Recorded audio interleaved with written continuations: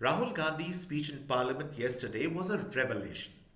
Not in ways you might be thinking, but in a sense of our understanding who really the man is and what does he stand for. One thing I can tell you with certainty. He is no pappu or a political greenhorn or a misfit in the hurly-burly of politics as is the common perception. Rahul Gandhi is working to a vision, to an idea, his own unique kind of ideology. He is goal getting to something he very passionately strives for.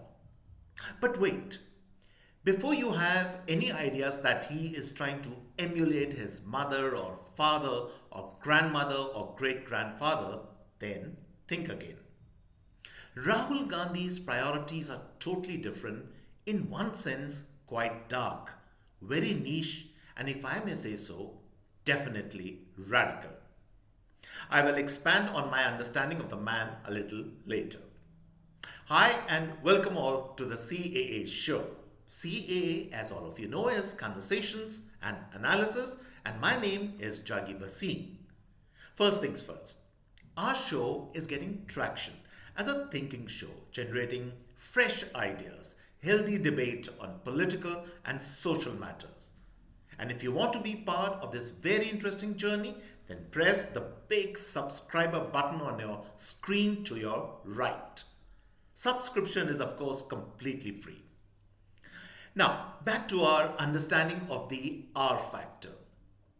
On the positive side, his body language, that is Rahul Gandhi's body language, has transformed and he is delivering his punches more effectively than in the past. He is using his good looks and a more than average grip on speech delivery more competently. More importantly, he is committing less gaffes and speech blunders as he was prone to in the past. There is a bit more of gravitas.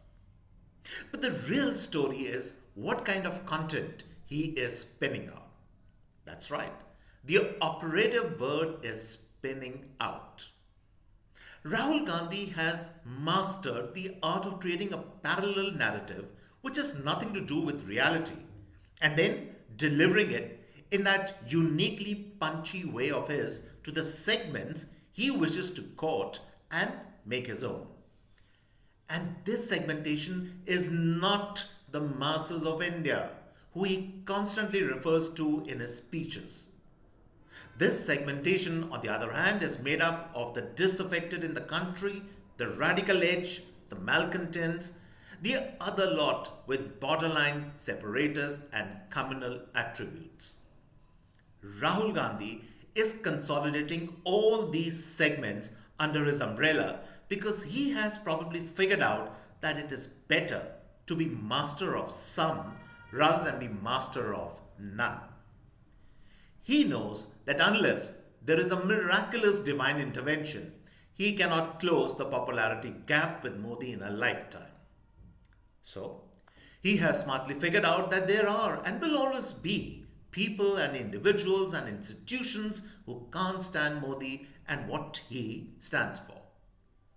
All these segments are fair game for Rahul Gandhi. He, in a sense, feeds into their fears and insecurities, amplifies their threat perceptions manifold, and keeps them on the edge as a discontented, bitter, and angry lot because they are his new and real constituency. Look at the speech he made in the parliament yesterday and the 3 points he stressed upon.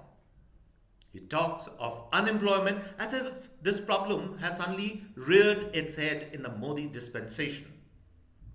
It has always been there. And he will certainly not mention that the Modi government is creating systems, investing massively in infrastructure to generate genuine employment and not the hand-me-downs and doles of past Congress governments. Then there is the issue of what he calls the crime of the Modi government of bringing China and Pakistan together. Now that supposition is frankly laughable. We still bear the brunt of the Nehru legacy of ceding land to China. Indira Gandhi won the 1971 war, but lost the peace when she could not bring Pakistan under the heel after the war.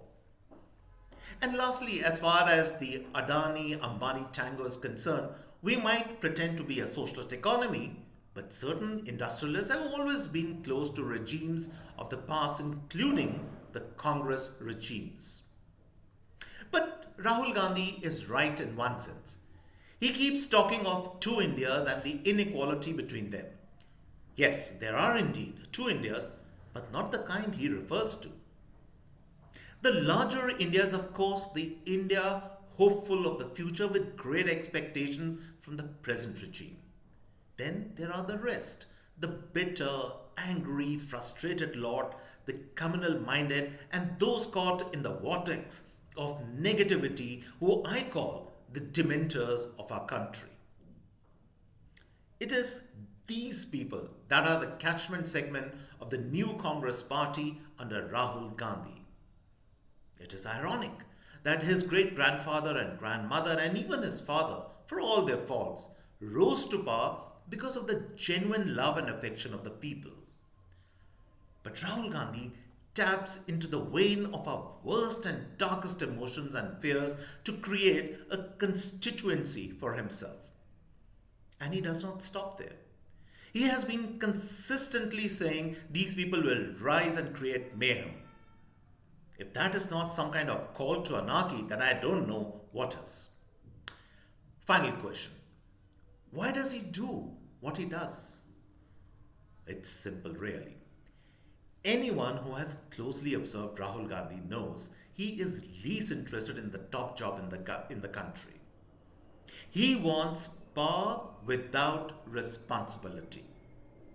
He wants to escape the country as and when he pleases on holidays and jaunts.